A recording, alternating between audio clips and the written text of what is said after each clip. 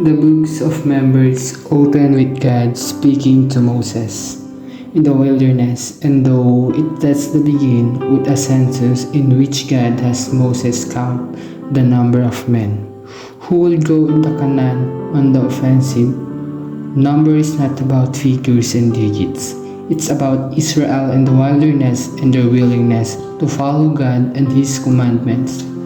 The main place we see this is when God sends Israel to travel to the land of promise, to drive out the inhabitants and live with His presence in the place pledged to Abraham back in Genesis. So upon arrival at the border of Canaan, God told Moses to send men to spy out the land to which he was soon to take them. Here they were, God's chosen civilization, former slaves, saved from Egypt's domination in the cusp of entering the promise. God had made generation after generation, but something would soon change then. The spies returned and reported that the inhabitants were too strong. They were like giants. No matter who their gods was, Israel could never triumph. And so the people disobeyed. They would not enter. They would not be compliant. They would not trust God or follow His guidance. And so, God promised punishment.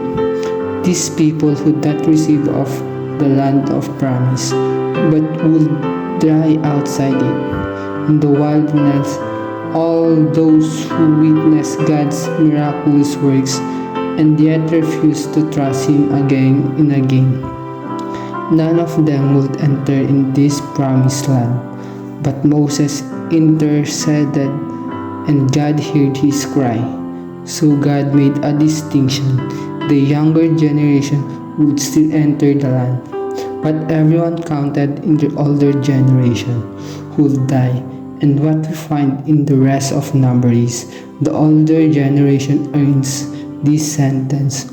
For what happened outside Canaan was not a one-time instance. Instead, Numbers shows that the disobedience was the nature of their existence. In fact, as we trace these people through the wilderness, we see a pattern take shape. We start to notice a cycle. God gives a law or command, and the people rebel and disobey. So God brings a deadly punishment, but through Moses, intercession is made. Then it all God replayed in order to regroup, in order to regulate. God gives new commands and emphasize the old ones Be gave, only to see the people rebel again, far under punishment and need to be saved.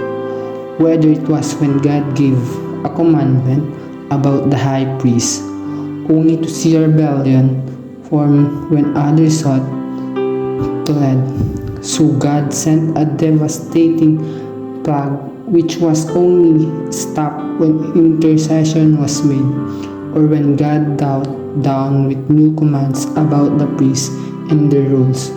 Only see the people rebel again against the commands and the authorities He had chose. So God sent fiery serpents to kill those in this rebellion, which was also stopped only God provide a way of intercession.